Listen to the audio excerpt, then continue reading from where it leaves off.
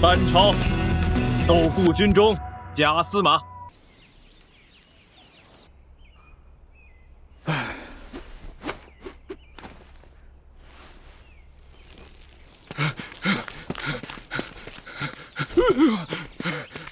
班二先生，班二先生，大事不好了！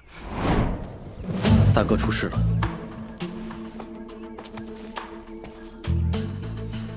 有人举报父亲私写国史，伪造屠臣。什么？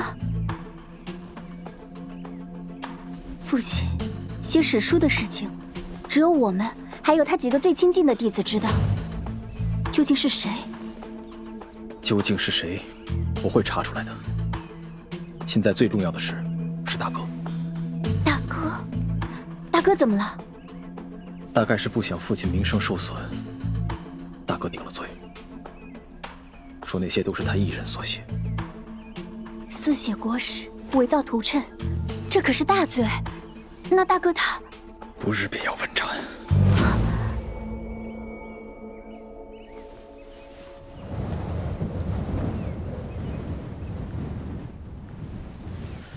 我这就赶往洛都，你在家陪着母亲。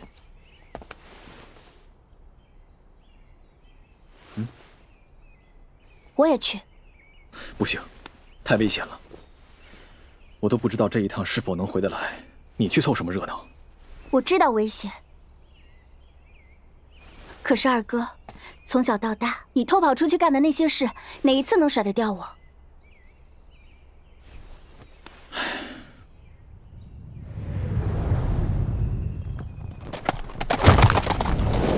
撤！离洛都不远了。不过这个时候，城门怕是没开吧午时，便是行刑之时。我有一个大概的计划，或许能赶得上。唱！什么？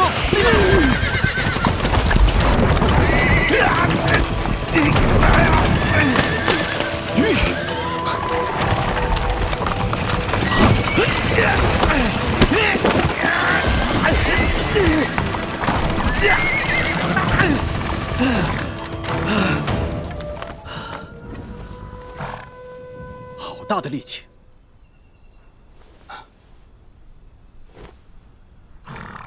啊，对不住啊，没事吧？惊扰了我家主人，你还想走吗？主人说无妨，让他们走吧。哎，主人还是醒了。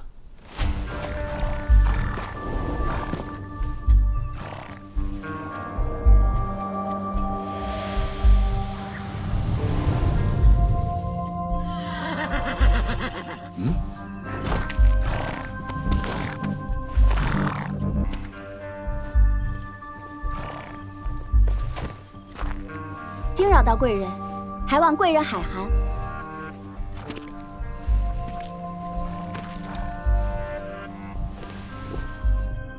你却知道我是贵人。女孩子银夜急奔，必是急事吧？要赶去洛都。城门日出才会开。前面是桑林，夜里老有些游侠游女在那里玩闹，不妨一起去看看。等天亮一起进城吧。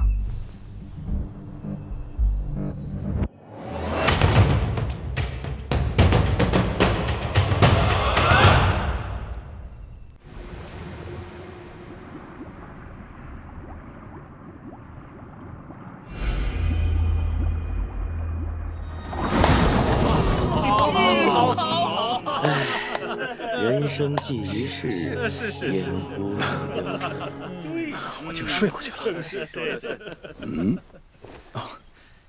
先生不知，我今年被噩梦所缠，睡眠从不得安稳，几无生趣。倒是同病相怜。我近期睡难安寝，只有在行驶的车内才能稍稍入睡，所以我常会在夜里乘车在郊外转到天亮。不想今日就遇见了你们。打扰先生清梦了。哎，其实也睡不安稳，睡时总陷入同一迷梦，颇为难解。啊，可否讲讲你的噩梦？从小，先父训我读咏六艺、诸子、诗赋，后来要杂志、术数、方剂，我都能过目不忘。可怕的就是这过目不忘。我能记得4岁以后的每一天，能一天天的数到现在。哦，记得哪一天念了哪一段书，先父读到哪一句时停顿了一下，打了个喷嚏。唉，那时念的书只是记得，但是不懂。到了14岁那年，我好像突然就懂了。之后就开始做梦，在梦里，那些书里的字会动，书里的人都活了过来。每天读的每一个字，每一个人，都像是看不到边的军队。我能看见他们的一张张不同的脸，他们好像缠住了我一样。先父说，我心念不纯，才性不正，才会梦到那些。唉，从此我都不敢睡长觉。我二哥几乎能在任何时候、任何地方睡着，站着也能睡，但是都不敢睡长。让先生见笑了。还有这样的事，记得每一天。啊，比起你，我要好多了。我近来一入睡，都会梦到一个高大的金色巨人从空中飞来，落在我家的房顶上，很高，很大，头上还有一圈白光。我总觉得房子会被他压垮。那是仙人。何出此言？先生头上之气清贵至极，枝上迎着一丝金兰，当是仙人的气运。你会忘气？生妹天生就会忘气，百不失一。会是哪位仙人？完全看不出来，但金配西方，当是从西方而来。西方主行杀，可会是？不是的，不是的，是西边的西边，更远的，应是极尊贵的仙人。我也只能看出这些了，但肯定是好事。那好，姑且信你。姑娘这番话让我心情大好。啊，天也快亮了，我们就此别过。与先生一见如故，敢问先生高姓大名？在下……哎，君子倾盖而谈，各奔东西。你我都被梦所扰，你叫我迷梦先生，我叫你噩梦兄，岂不更有意思？二哥，那个人真的可能是天子。若是这样，那还有3个时辰，便是大哥行刑之时，我们要抓紧了，先去耿家找耿公。啊，您找小少爷呀？他平时回来的不多，都住在雨林营里。那雨林营在何处啊？雨林营就在上东门外北面的宝架庄。不过，就是去雨林营也未必找得到他。碰到宿卫时，他就在宫里当值。差，时间来不及了，我们分头行动。我去太学，小赵，你去学耿公。现在正是羽林卫陈训结束，准备复职的时候，你直接去路上堵他。好。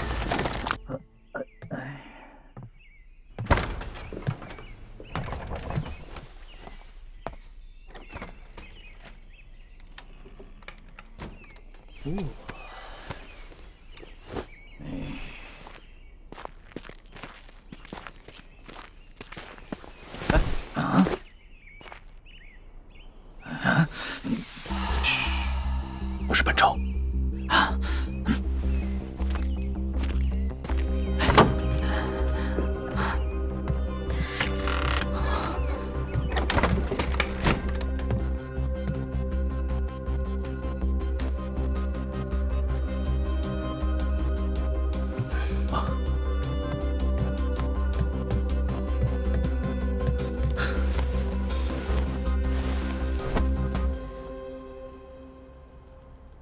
能在老师就前伺候，依然痛心。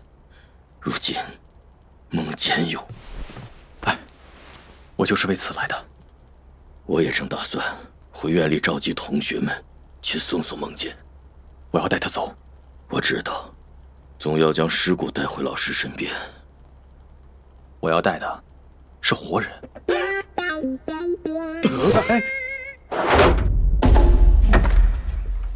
这案子很蹊跷，我并不清楚详情，只说是有人告发，说搬家伪造图谶，私写国史。你知道苏朗吧？记得。以前他和你一起跟着先父学习。苏朗半个月前已被处斩了，罪名就是伪造图谶。问题是，他是在2个月前自首的，拿出了许多怪诞图册，尽是荒唐之言，却说是由老师所授，最后还告发了私写国史的事情。以前对他的印象还是很温恭的。在洛都，我和苏朗还多有交往，只是在1年前，他拜了一个术士为师后，就日渐疯癫了。术士倒是有些名气，叫于右玄。我是向来反对这些怪力乱神的。那就没人查他？据说廷尉府是想问询他的，但江湖术士有理无端，早已不知所踪。必须与这苏朗案切割清楚才行。谈何容易？孟坚也曾抗辩，但此案定性为谋逆，大了可以灭族，所以他索性都一个人扛了，保老师清明及班氏一家的性命。我本对他颇多看法，但这种风骨，我是极敬佩的。所以，一定要把他带回去。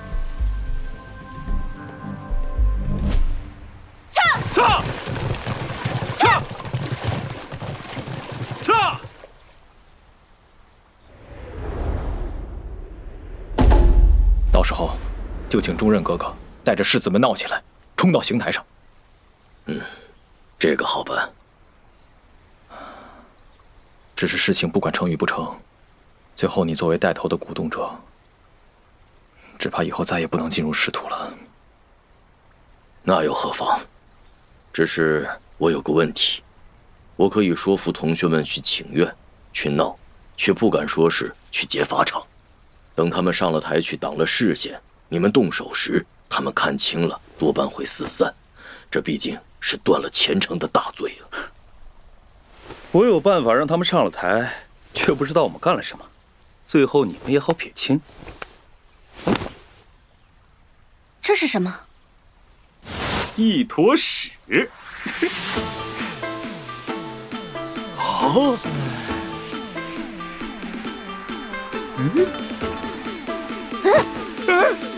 这可是好东西啊！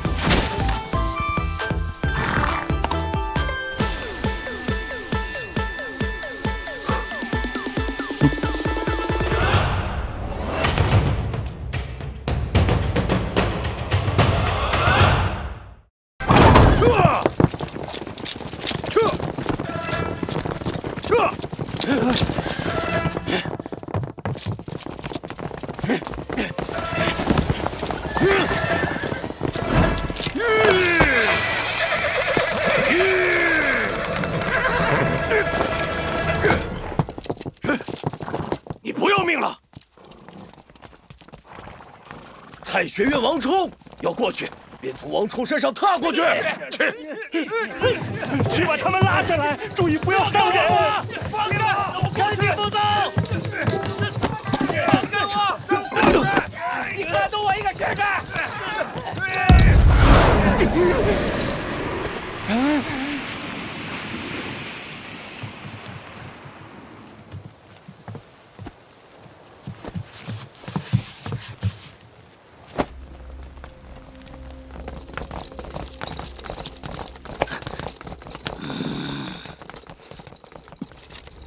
难道所有人听令，下马迎敌！是。别管那些狮子了，拦住巡防营！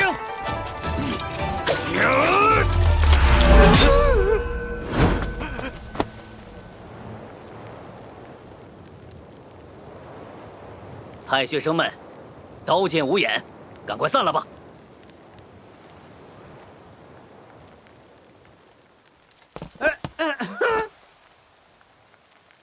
我们走。没事吧？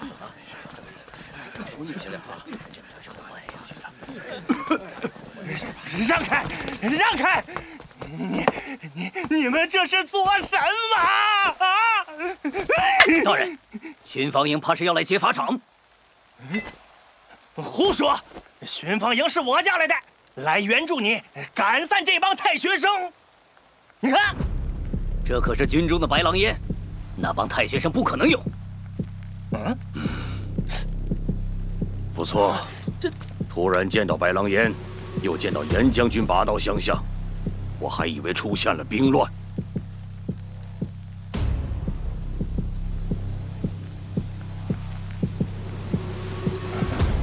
那帮太学生竟然放了狼烟，哎呀，坏了！这帮胆大包天的，只怕已将死囚给劫走了。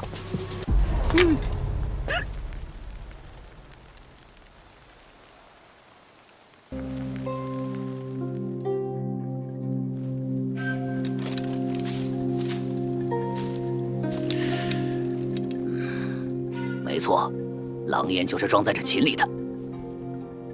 这帮太学生胡闹一通，却没有劫走死囚，究竟是为什么？大人，53刻已过，按照礼法，不能行刑了。哎呀，就是斩了你又如何？行杀乃至阴之事，当在至阳之时，不然我的鬼魂也会萦绕着你们不散的。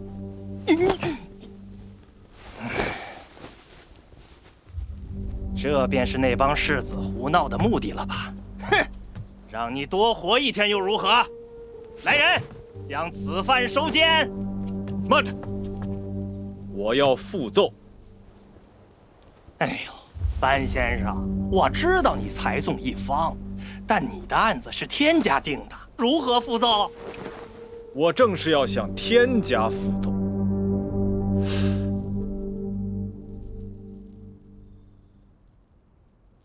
真是见鬼了！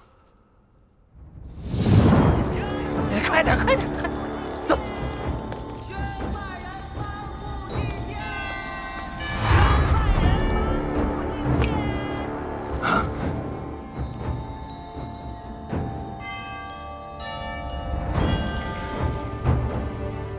真的是你？你到底是谁？草民班超，敢为家兄班顾一辩。班超？昨日是你吗？是。那天牢里私写国史、伪造图谶的，是家兄班顾。只是今日草民在法场上将他劫了，换了我来。你胡说！启禀皇上，他就是班固，法场也未曾遭劫呀。哼！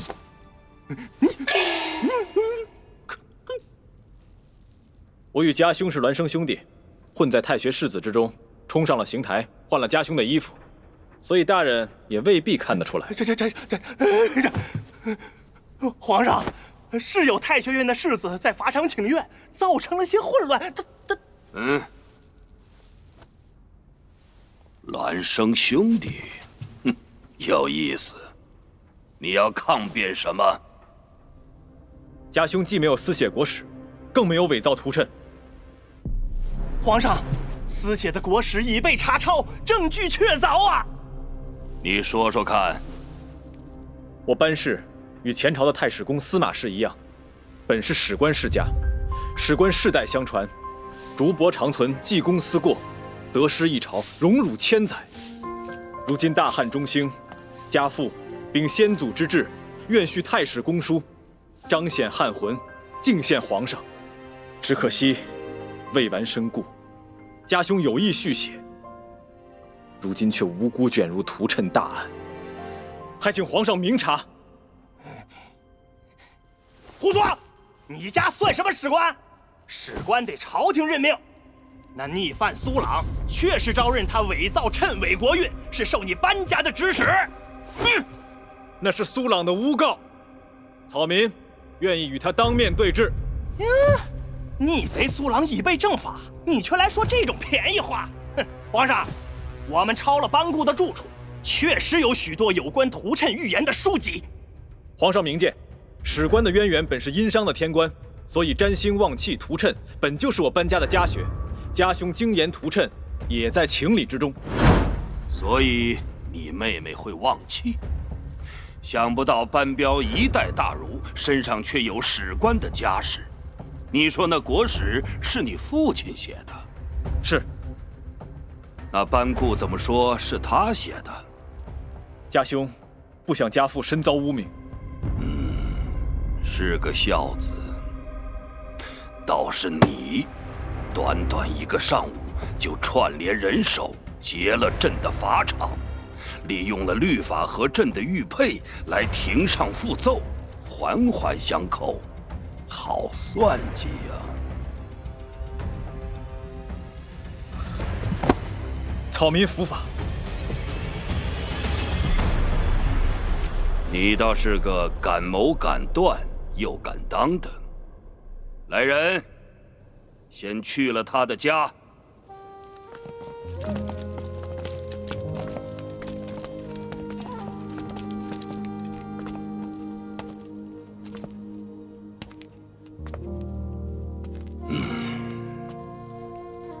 你知道这马的来历吗？草民有所耳闻，这是千里马，天下相马以此为模范。是前朝名将马援征交趾时，及当地铜鼓浇铸而成，敬献给先帝的。先帝第一次见到马援时，当时公孙述在成都称帝，而马援与公孙述很有交情。先帝问：“你遨游在二帝之间，是不是觉得游刃有余？”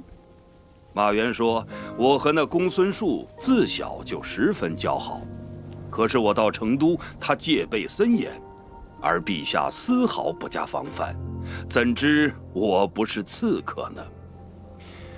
先帝笑说：“但赐无妨。”马援跪下说：“当今天下，君选臣，臣亦择君。今天我找到气度非凡的明主了。”草民不敢当。真当自己是千里马了？我知道你身具武功，也知道你心怀赤诚，来为父兄抗辩，但你毕竟违了汉律。来人，将这班超收监，细审待判。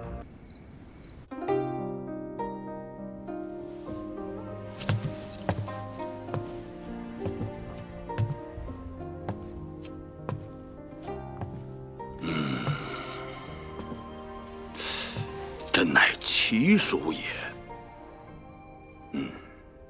陛下，马上就该早朝了。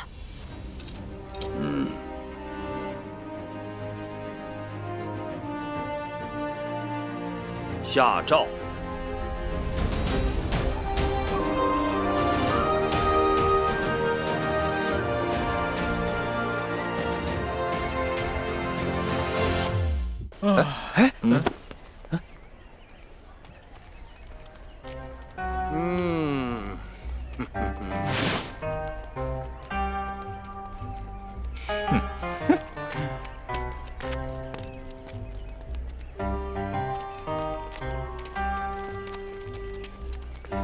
这位公子好厉害啊！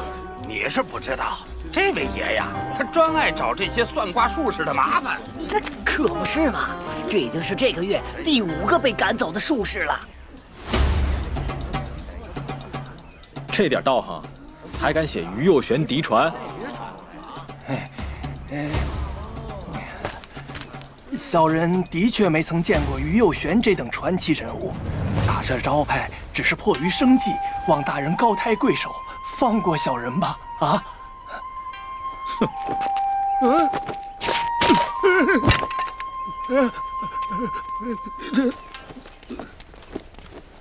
你还在查那个叫于右旋的？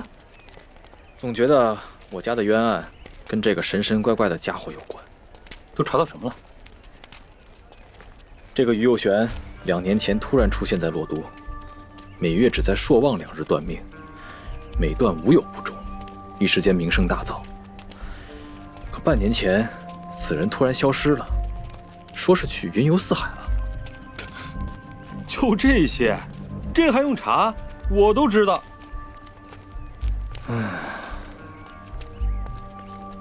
哎，老班，四海之大，这种江湖术士，你到哪儿找去？我自有办法。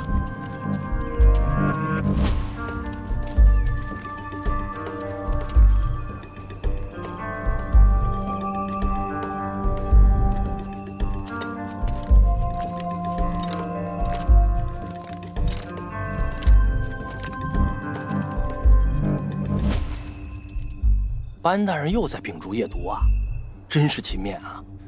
怪不得不到半年就做了12位兰台令史的首席啊！可不是，不过也不光是勤勉。我听说班大人天赋异禀，有过目不忘的本事，这是别人再怎么勤勉努力也追不上的呀。哎，你说班大人读的是什么书啊？我记得那间屋子是你帮着收拾的吧？搬了一大堆竹简进去。嗨，都是一些前朝遗留的残篇断简，都不成章句。班大人或许是想看看能不能整理出一些失落的典籍吧。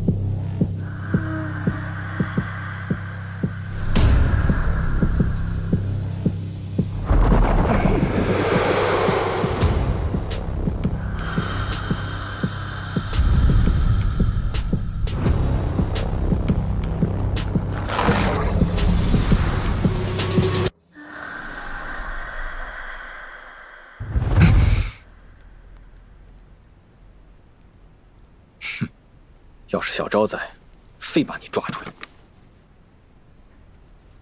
以后就叫你妖先生吧。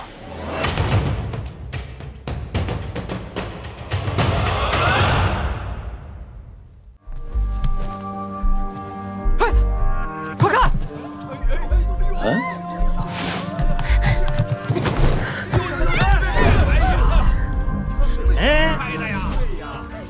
侯爷不要逼我。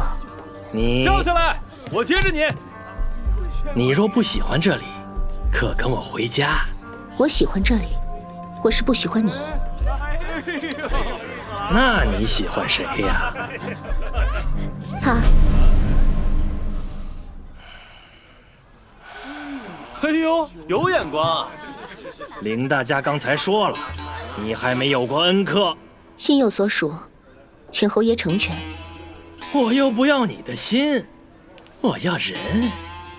你且看看，这小白脸敢要你吗？这位公子，我出100金，你把这胡姬让给我如何？哎，你让我很为难啊！我要是拿了这100金走，就像个大混蛋；我要是不拿黄金，还跟你说我跟这姑娘不熟，你随便，我岂不是像个胆小鬼？那你可得想好了。我和老班都有官身，若是打了武正侯，就是犯上。一旦冲突，就先对那几个家奴下手，把事搞乱。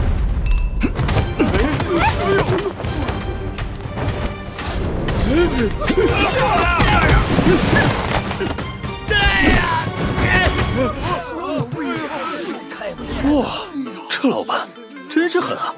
帅，太帅了！救命！放开侯爷，别松手，揍他！别碰他！快下去接着侯爷！你要怎么做？在这里大打出手？游野台可不是打架的地方。那你是想？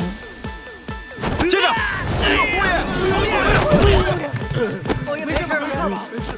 侯爷，抓住他，杀了他！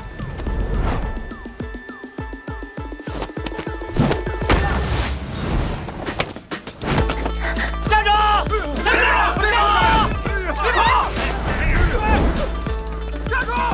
你先走。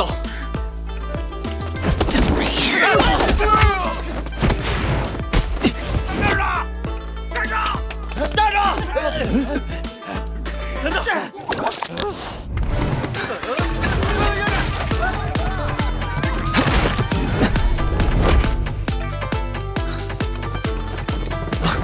抓住他！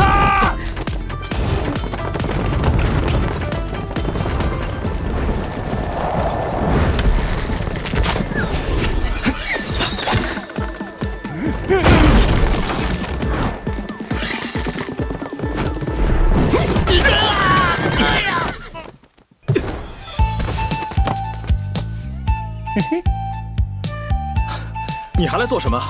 不怕断了军节？不怕你的哥哥们揍你个半死？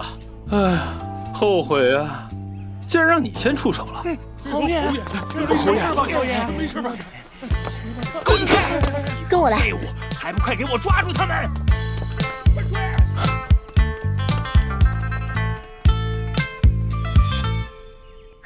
这里！抓住他们，别让他们跑啊！快追！快追！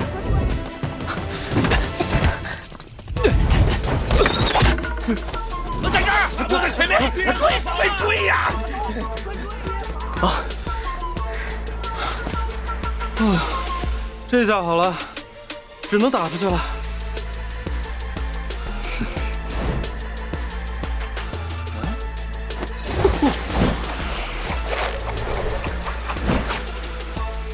太神了！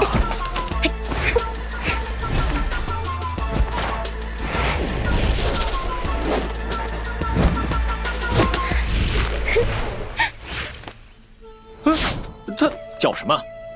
咱们被这个妖妮子给耍了！站住！在那儿呢！别跑！也好，痛痛快快的一路打出去。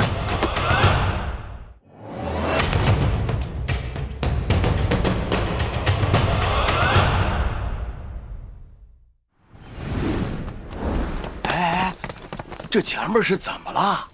这北军都出动了。好像说是武成侯和羽林卫的人为争个胡姬大打出手。据说呀，前面的一个巷子里躺满了侯府被打伤的家奴啊！哎呦，哎，怎么了吗？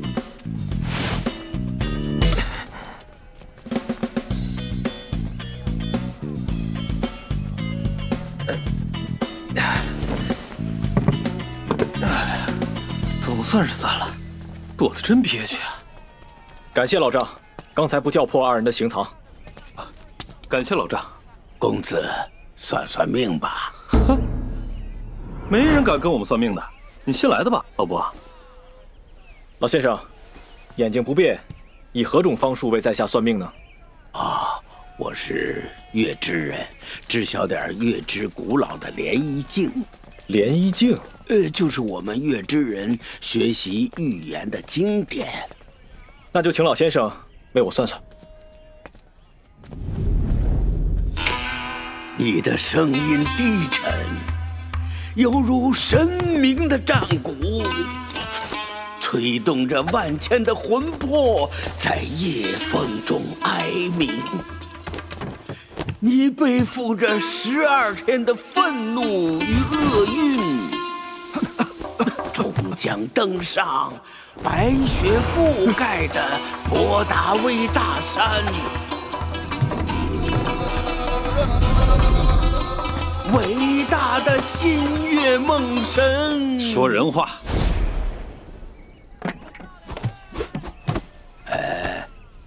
他睡眠不好。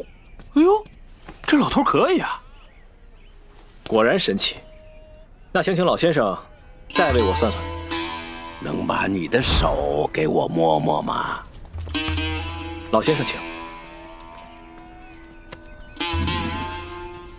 这是握刀的手，老拿着笔，可惜了。在我们汉地，笔比刀厉害。哦，笔杀起人来，比刀要狠。谁叫你握刀杀人？哼！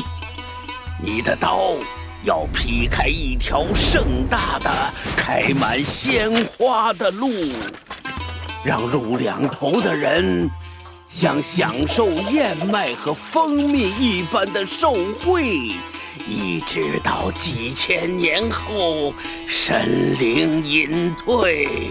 月之人都这么说话吗？当然不，这要经过长期的训练。我们的联谊镜都是用诗来写的，有预言诗123首，暂时。老先生，您可曾摸出什么来了？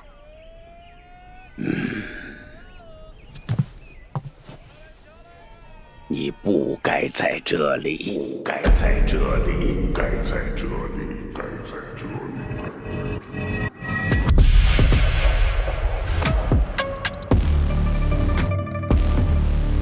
秉笔就是直心，写就是力。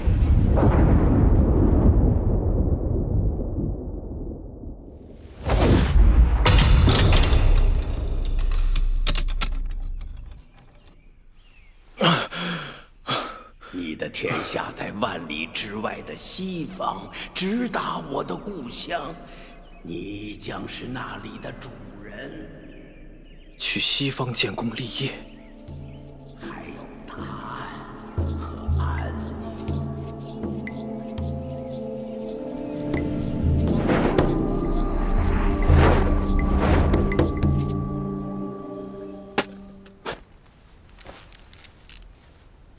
唉，再见了，姚先生。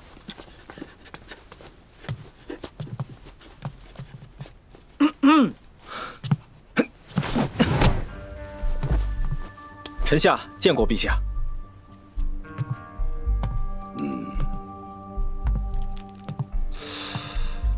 这是要跑啊？臣不敢。哎，今天是休沐日，我们就当是在郊外相见好了。听说你递了辞呈，但你哥哥不允，你就打算这样逃了？臣下觉得自己实在不适合这里。哼，也是，你文武全才嘛，听说还把武成侯从楼上扔下来了，能耐呀！陛下都知道了。你辞官不做，是要去哪儿啊？臣想走得远些，去那西域看看。西域？我朝与西域断行也有70年。对呀，你去那里做什么？回陛下，我从上古残简中找到些线索，去那儿或许能破解纠缠臣下的梦魇。哦，讲讲看。河图有云：昆仑山为地首，上气通天。昆仑山，那可是西王母住的地方。昆仑是掌梦之地，西王母为掌梦之神。既然要破梦，总要去看看。朕与你都被梦所纠缠，才能体会这其中的真切不虚。好，朕支持你。朕授你个使节身份出使西域。我大汉虽已退出西域多年，但余威犹在。你去那儿可以方便许多。多谢陛下。噩梦兄，我助你破梦，你是不是也该帮帮我？臣当万死不辞。你妹妹说我梦里的金人是西方仙人，我现也搞清了这仙人的来历。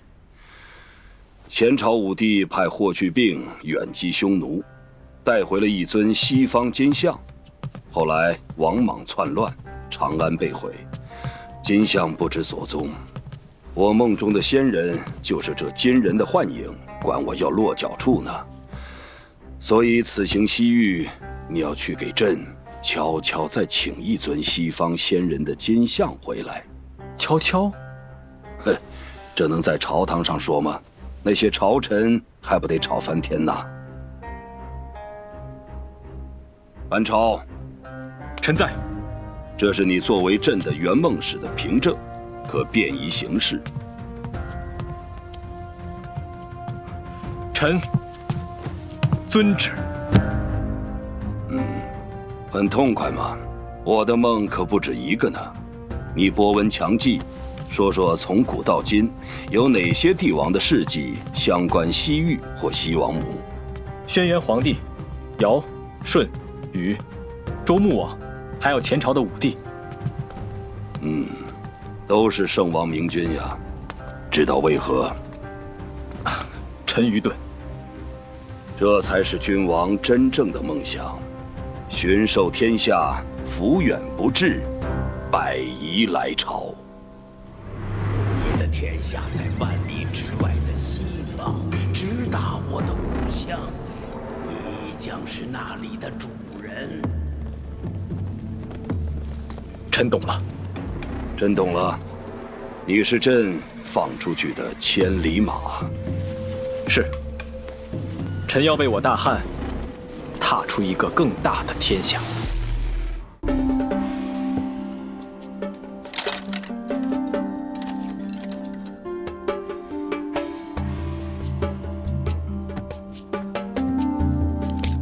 班二先生，有客拜访。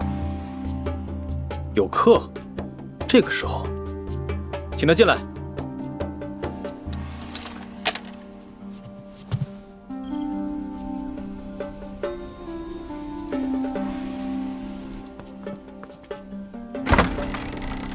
哦，小公公。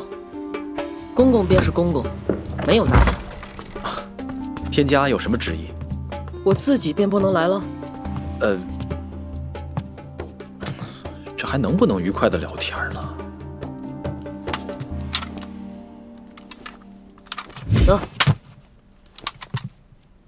这是？这把剑叫飞弓。飞弓？墨家之剑。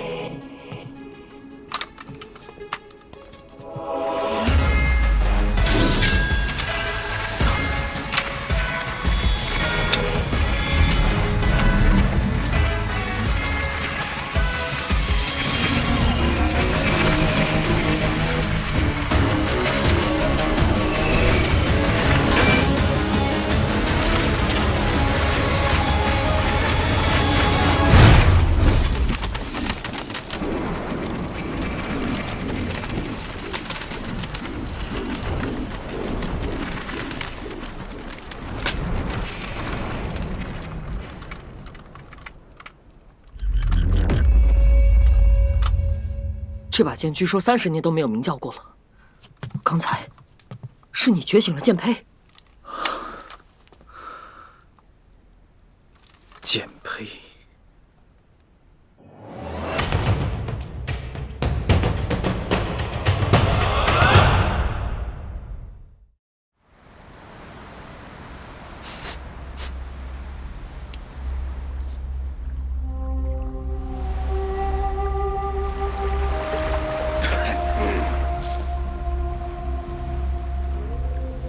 夫子，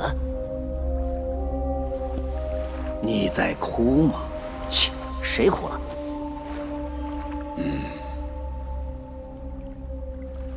疼吗？疼。那还老是打架？足够疼的话，就可以晚上不睡觉了。为什么要不睡觉？你管我？想管啊？跟我学点东西吧。看你能学什么？我爹说你乱解经义，误人子弟，简直就是个骗子。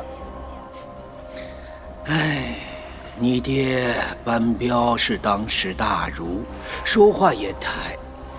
哎，你知道我是谁？当然，我注意你这孩子有一阵子了，你身上有死气，却没有死志。什么死气死志的？死气就是恐惧，死志就是无惧。什么意思啊？恐惧是一种潜力，无惧却是平静，甚至冷淡。死气像是混沌和沉迷，死志却显得从容和快意。怎么说呢？比如荆轲，既有死气，又有死志，方为大英雄。可惜剑法太差。我听说，当年荆轲想与剑侠葛聂学剑，葛聂没有教他。要是葛聂教了，世上或许就没有始皇帝了。哎，主要还是荆轲不是学剑的料。当年要是刺秦的是葛聂大侠，不可能。死气和死志集于一身者，只有荆轲。那秦舞阳也是不世出的勇者，当时却毫无用处。我只有死气吗？已经很难得了。而且，你有一点比荆轲强，你是剑胚，他不是。剑胚？跟我学剑吧。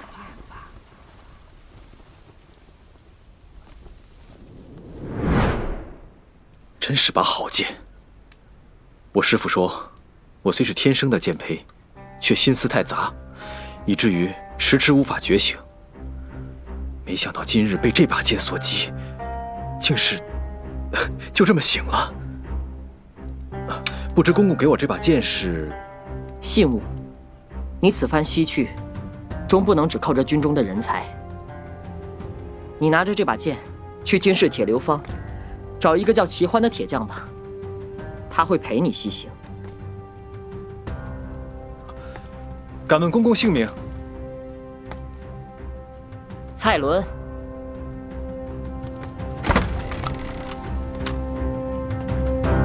大人，要说这铁流坊里手艺最好，还接宫里活的，就是这霍时期。哎，那最里面正开工的那一家便是了。我这就去把他叫出来。不用了，本官此行乃是微服，不要声张。你回去吧。是。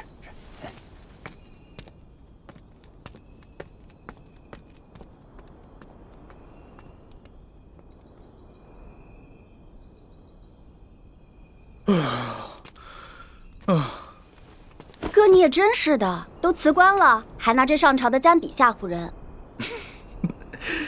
好使就行，不然怎么能这么快就找到这个地方？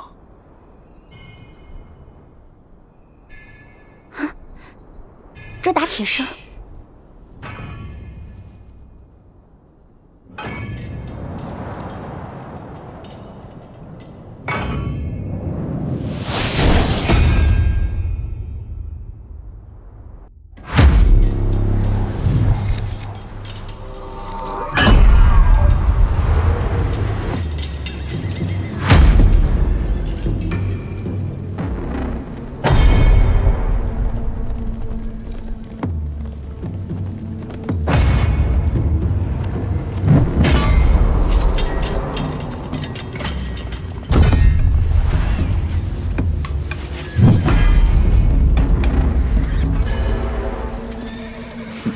怪不得要在金市还未开的时候开工，看来他就是我们要找的人了。走，去见一见这位霍时期。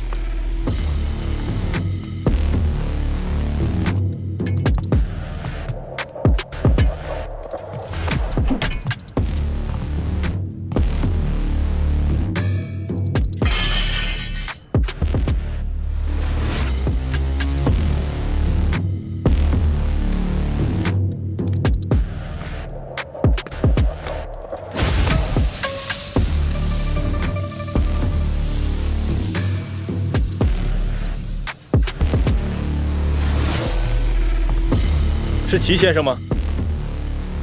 你们认错人了，我不是齐先生，只是个铁匠。这里的人都知道我是谁。我知道，你是霍时期，铁流坊最好的铁匠。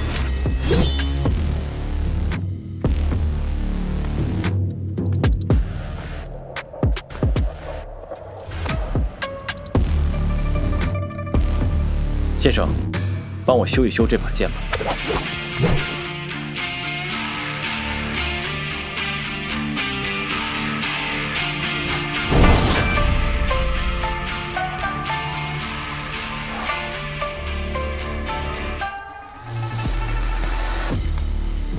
小公子可好？小公子？哪位小公子？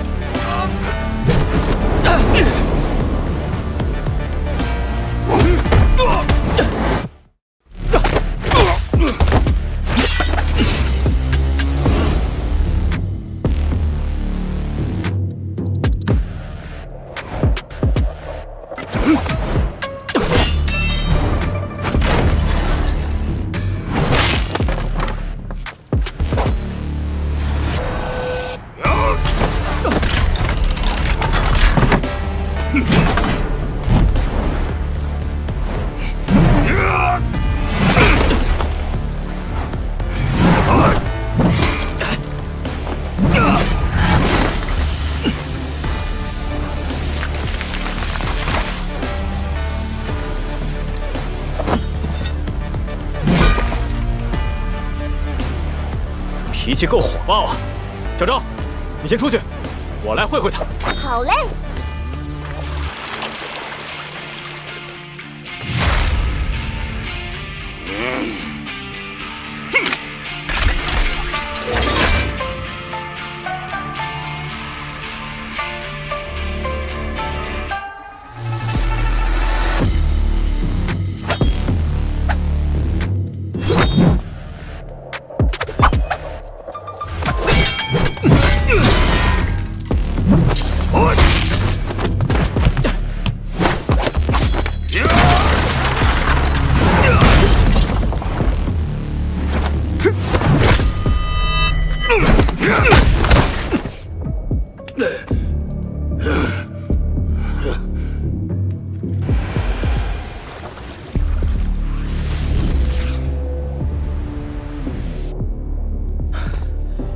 齐先生，我们不是来抓你的，你冷静一下。受死吧！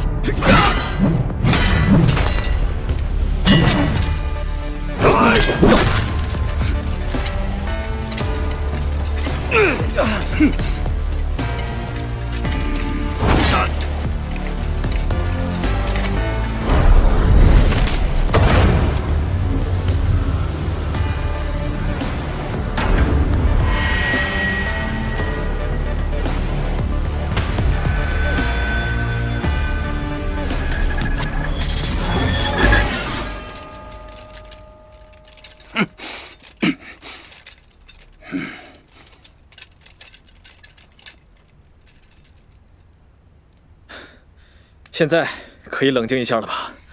打完了。你说的小公子，是小蔡公公吗？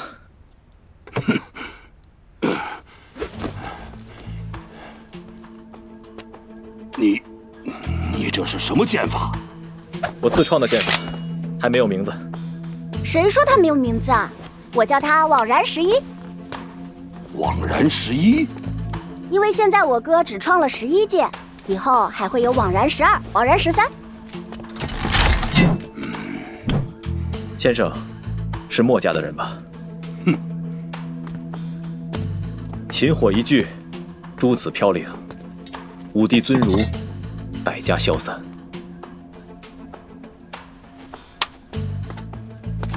先生勿惊，我对墨家的主张非攻兼爱是非常敬仰的。在下班超，这是舍妹小昭。见过先生。哦，原来是私写国史的班家人，带着小公子的信物前来，所为何事啊？蔡公公是皇上身边的人，知道我受命要深入西域，让我把这把剑带给你，说先生会随我一同西去。到西域何处？不知。一路向西，且走且看，或许要去那些前人从未去过的地方。何时能返？不知。绝域万里，或许有去无回。明白了，我得准备一下。那1个月后，等齐先生一起动身。此番西去，我也举荐一个人。班先生，可知道直门？真有直门啊！听说他们追随的是道直，道直其实就是那个坐怀不乱的柳下惠的弟弟，还骂过孔子呢，对吧，二哥？没错，我说的这位，其实是柳下直的后人，纵横两都的大盗，柳盆子。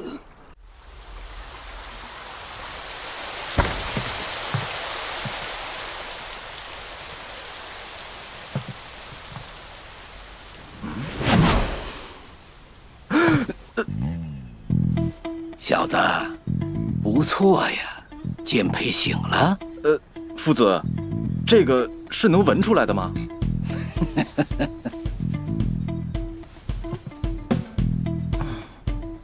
师傅，别叫我师傅了，咱们以后再无关系。你被革了。我被革了？可我剑胚醒了。几时醒的？9日之前。太晚了。师傅找到剑家传人了？那是自然。你学剑太晚，总有些局限，而且兴趣驳杂，对剑不能全心专注。虽然天赋惊人，未来成就顶多是我的70%，可你的小师弟那就不同了，不可限量啊！师傅，别叫我师傅。那好，您什么时候收了这位小师弟的？5年前。我怎么不知道？他在里面读书啊。你以前剑胚未醒，当然感知不到他。我现在也感应不到啊。你才醒了几天？那小师弟醒了吗？去年醒的。那小师弟也出了剑意了？没有，只在剑气阶段。只是剑气？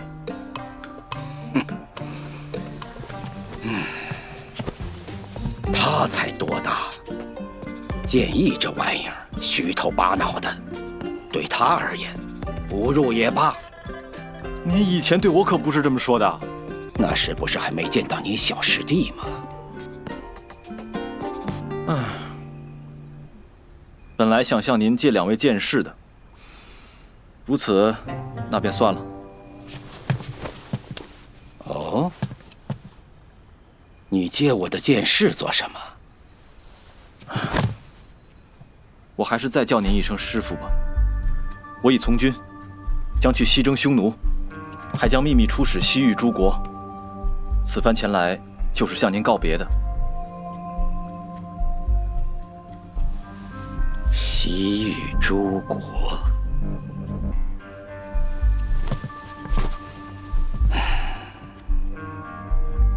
阿大留下陪我，其余9个你都带走吧。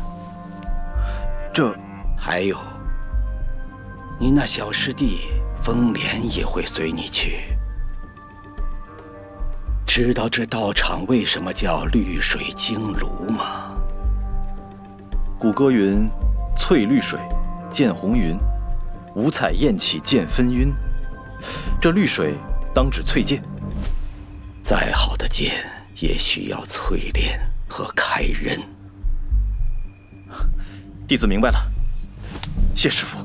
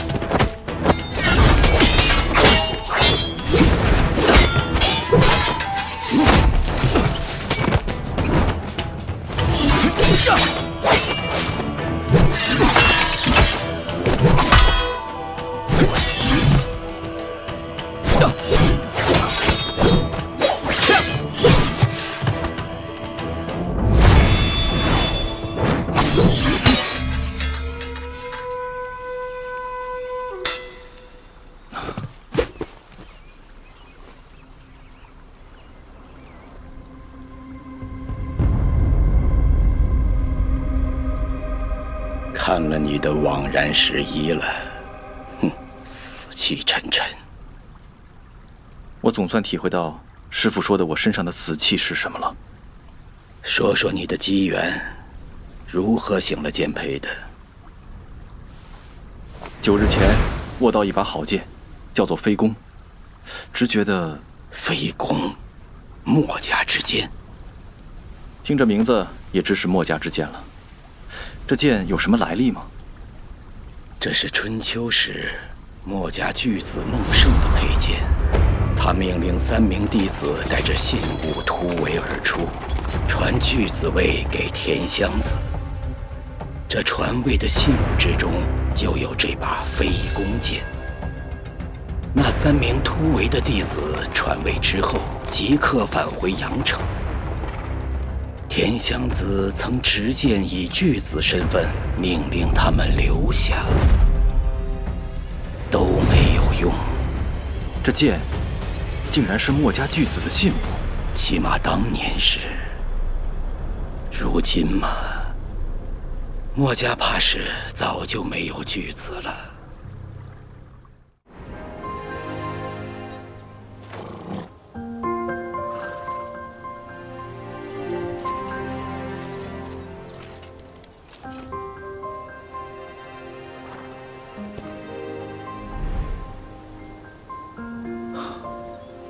这种事实，真让人血热心悸啊！但功业终会散尽，殿宇终将颓废，不朽的只有文章。是啊，以后的人可能不会记得这场战争会有多少尸骨和血泪，但能唱诵你写下的诗词，这就是历史。咱们史官真是傲慢，立德、立功，都没有立言那么便利和偷懒。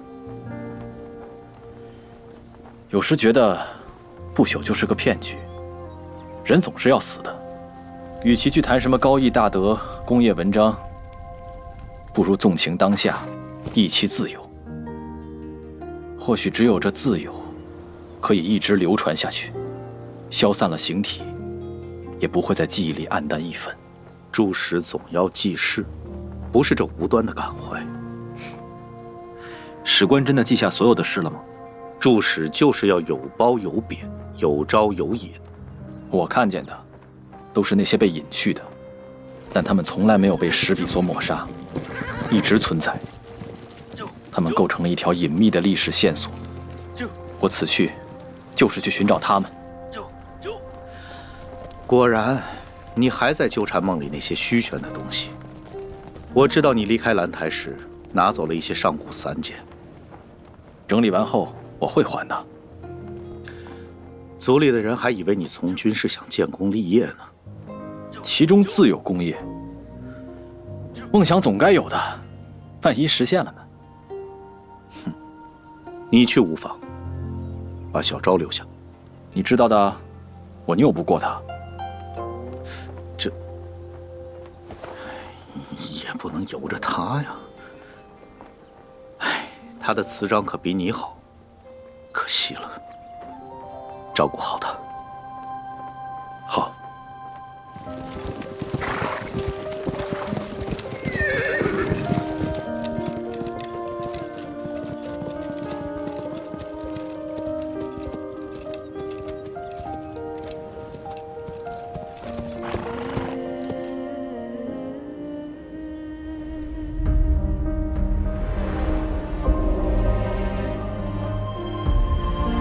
父亲，你们没有做到的事情，由我来做吧。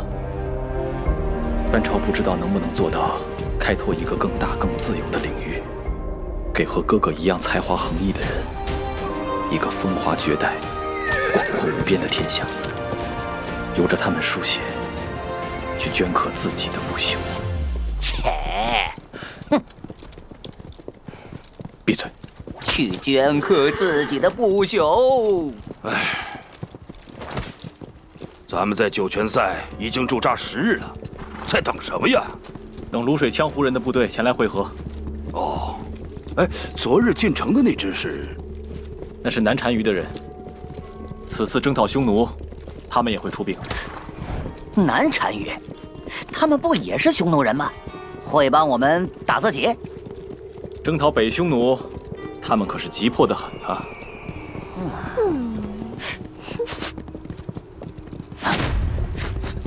慢着！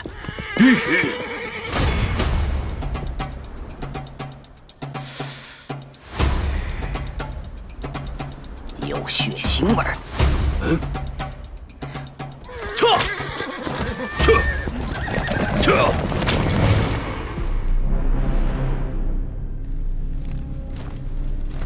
是岳齐营的斥候。一击毙命，胸骨都碎了，这是被什么打中的呀？死了不到1个时辰，人还没走远。班头，这里有马蹄，5匹马。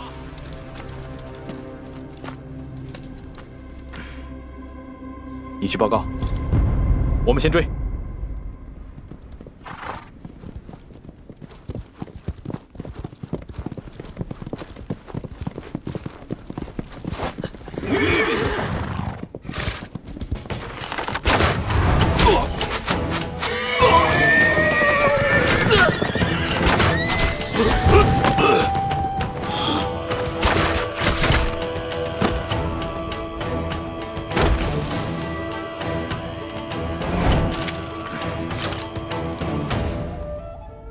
匈奴斥候都摸到这么近的地方了，想来我们的动向已经被得知了。数万人的军队调动，瞒是瞒不住的，就看匈奴那边打算怎么应对了。嚯，这家伙吃什么长大的？这么……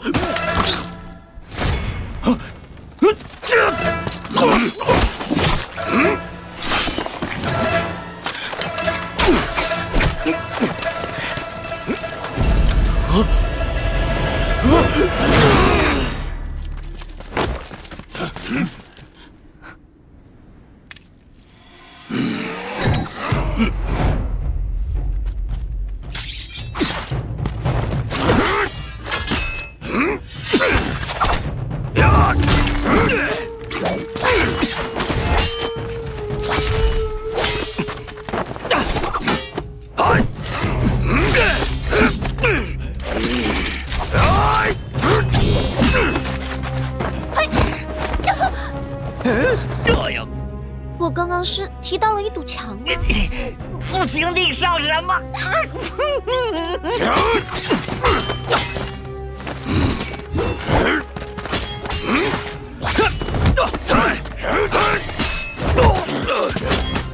又来，结果。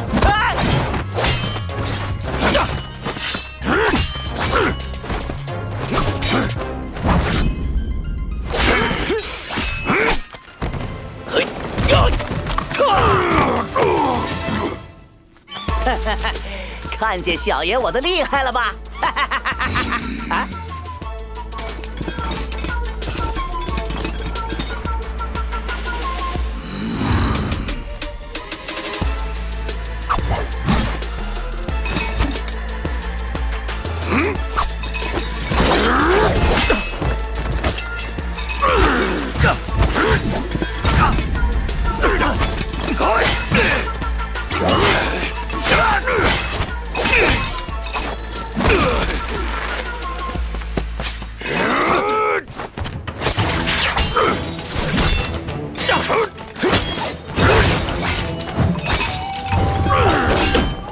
奔跑！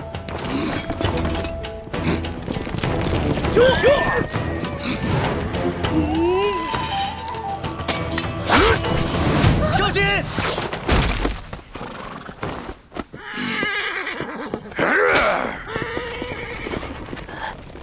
这家伙简直是个怪物！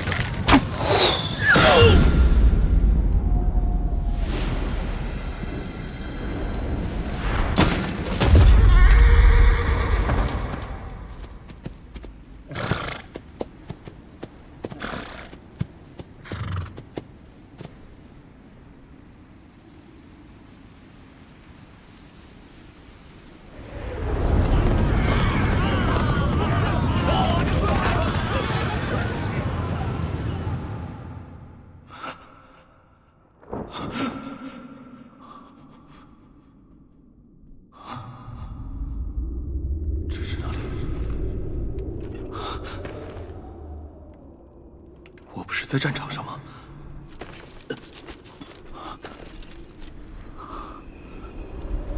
我记得我被冷箭射中落马了，难道？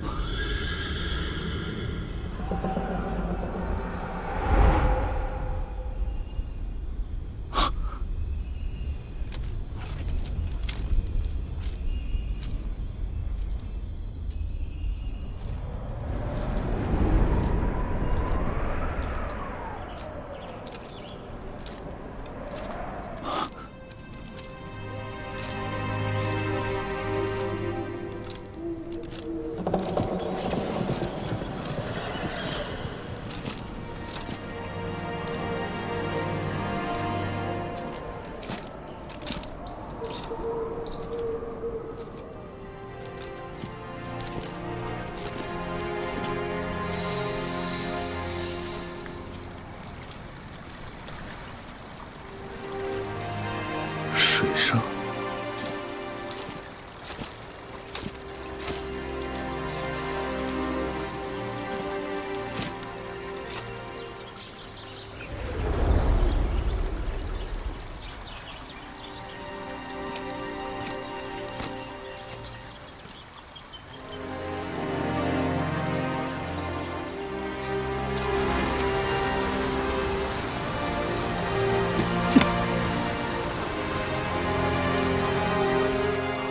老人家，请问这里是哪里？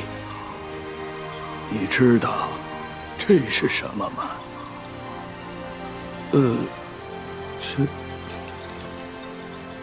这个没见过，看上去是一种棋吧？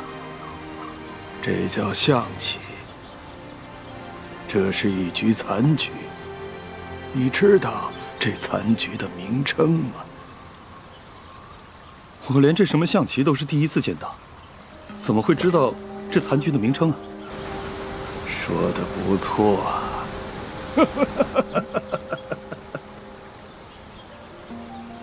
老人家，我是不是死了？怎么会呢？你的故事才刚要开始呢。我的故事？你该回去了。啊！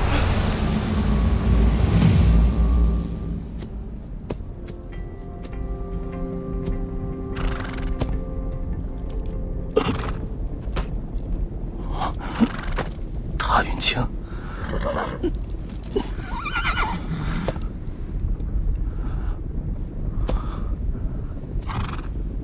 我刚才好像做了一个梦，想不起来了。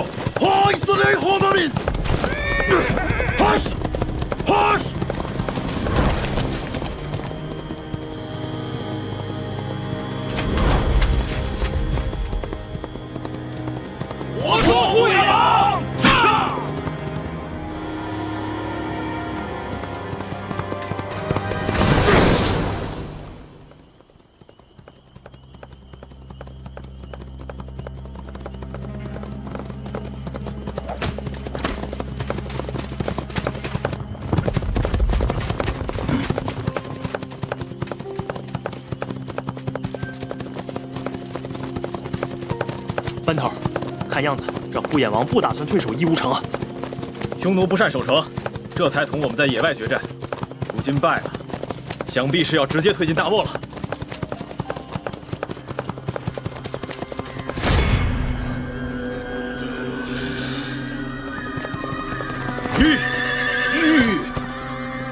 是你。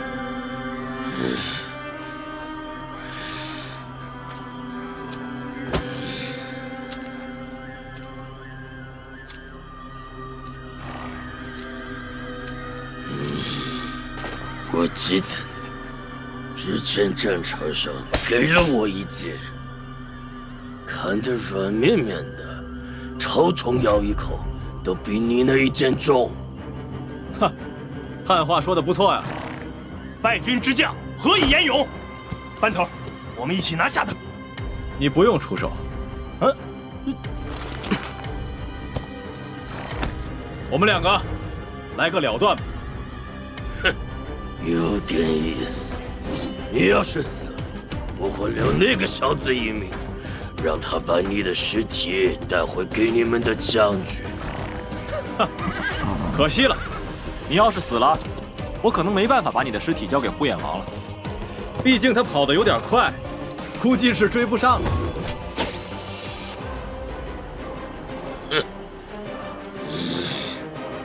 小土猫啊，呼延王帐下第一勇士。班超，奏顾军中假司马。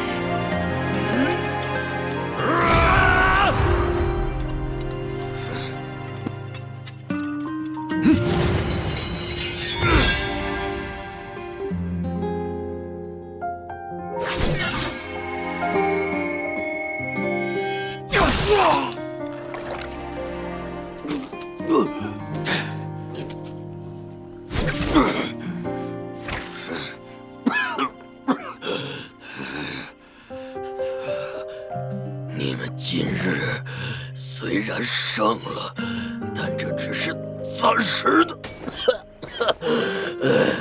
珊珊、朱熹、Houston 这些国家都受我们的驱使。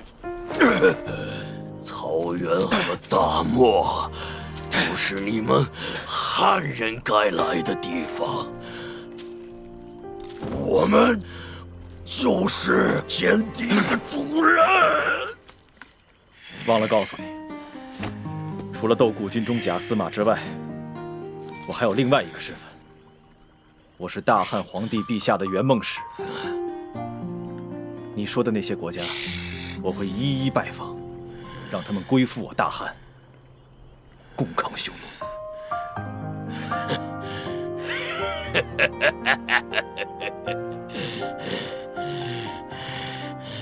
他们不敢。这西域，我们就是天地的主人。